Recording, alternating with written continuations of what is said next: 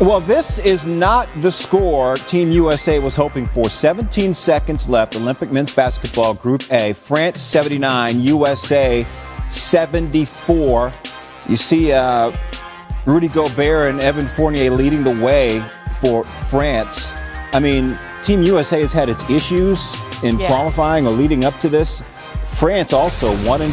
Let's do that. So let's now take a look at some of the numbers. Ashley Brewer, Jay Harris, welcome into SportsCenter. Current score right now, 79-74. There is 17 seconds left in the game. And as Jay said, 28 points with Evan Fournier leading the way. Rudy Gobert chipping in 12. But I think the real problem here is when you look at USA, Bam Adebayo with the team leading 12 points, Kevin Durant with 10, and Drew Holiday doing his part with 18. We now welcome in NBA analyst Tim Legler.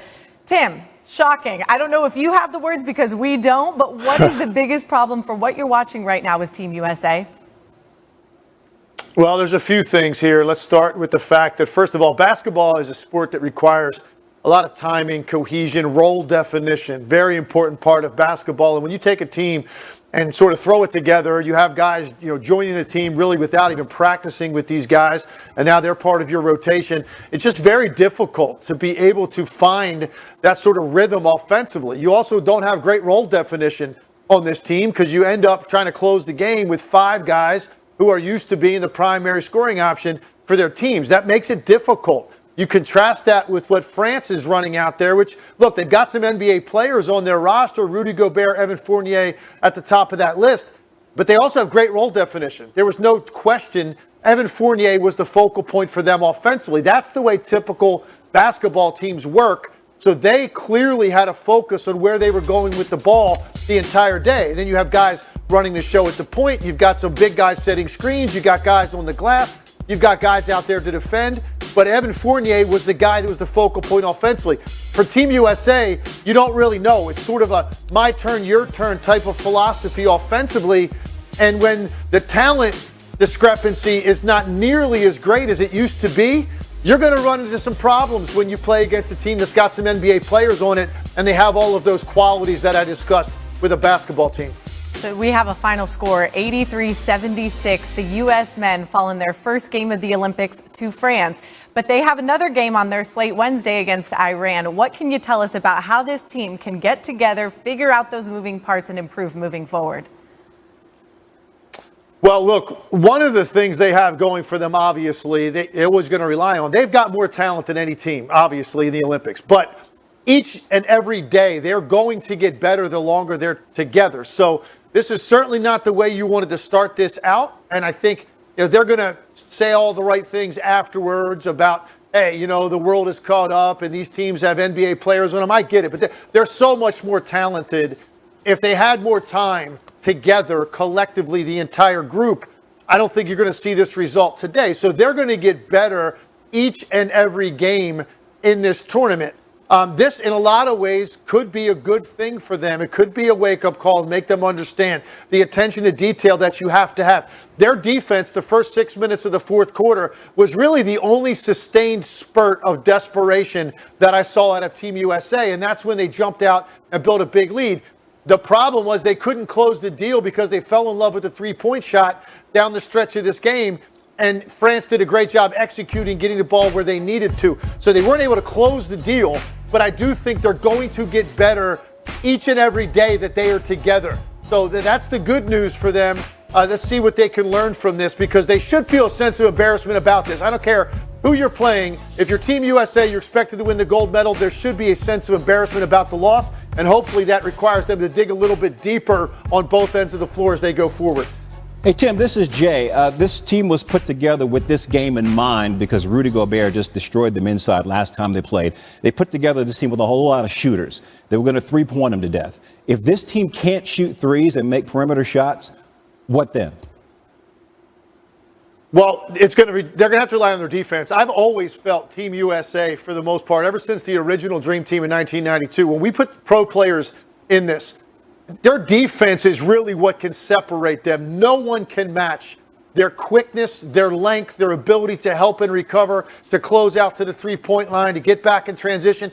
no team can compare to Team USA athletically. And ultimately, that is where they're going to have to rest. And sometimes that's difficult when you put together basically an all-star team. You have so many guys that are so used to being the primary scoring option that understanding that you might have to go 4 or 5 minutes and not get a great touch, but you still have to go down the other end and dig into people defensively. Sometimes these guys aren't used to that concept. And that is something they're going to have to learn, because you look at the balance that Team USA had, and balance isn't always a great thing, Jay. We talk about it a lot in basketball. It's not always a great thing, because I think sometimes it indicates you don't know necessarily what the pecking order is offensively. That's what normal basketball looks like. Any team put together that's not an all-star team, you have a pecking order. Option A, B, and C, start with that, and then everybody else fills in a role. That's not necessarily the case with a team like this. They've got to sort through all of those things and see who is going to be the focal point, particularly in tight situations. If you go and take a look at the last 4 or 5 minutes of this game, everything was a desperation three-point shot. It seemed like they forgot that there's a mid-range, there's an ability to beat people off the dribble and get to the rim. They fell in love with that three, and ultimately it cost them, because nobody was really in rhythm when you have that kind of balance. It's just a handful of shots for each guy. Contrast that with Evan Fournier in France. I mean, that guy had the ball in his hands the entire game. He got into a rhythm, and as a result, USA loses their first game. I mean, as you look at the numbers right there, Devin Booker, 4 points. Of course, these guys, some of them coming fresh off the plane from the NBA Finals. We saw him putting up 40 points in the finals. So you have to think this is a wake-up call. Maybe they just needed a little kick to get things going. We saw that with Team USA in the women's soccer, and they came back one game to 6-1. So we'll have much more later. We're going to follow this. Brian Windhorst is going to stop by, but Tim Legler, thanks for breaking it down with us. We appreciate it. Thank you, Tim. What they want. As we turn our eyes towards football, we have one of the best receivers in the game, Adam Thielen of the Minnesota Vikings, joining us later. But we start the show with CP3. Just recently losing in Game 6 of the NBA Finals, and already the speculation has begun on his future. Our colleague Mark Spears is saying that none other than the Los Angeles Lakers are interested in CP3's services. Jalen, what do you think about this report? Spears the OG. Here's what I think about this report. This offseason, there are going to be so many players tied to the Los Angeles Lakers. Here we go again.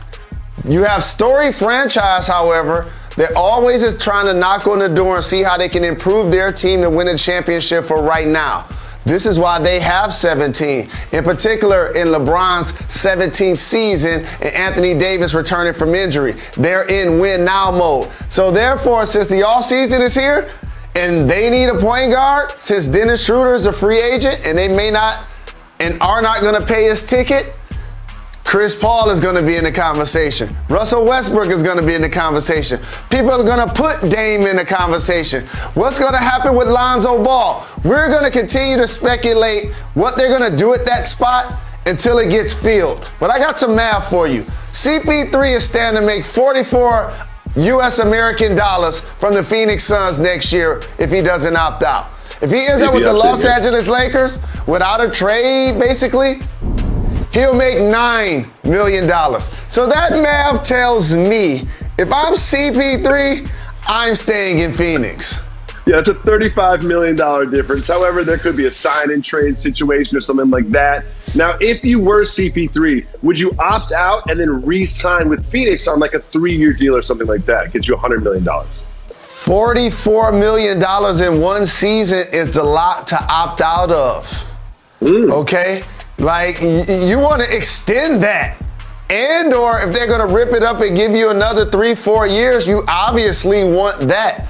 But to me, his best opportunity right now to probably maximize not only getting his money, but also what he's built with the Phoenix Suns. For a Hall of Famer that's accomplished so much, Chris Paul has been to a couple of squads these last couple of years having to reinvent himself.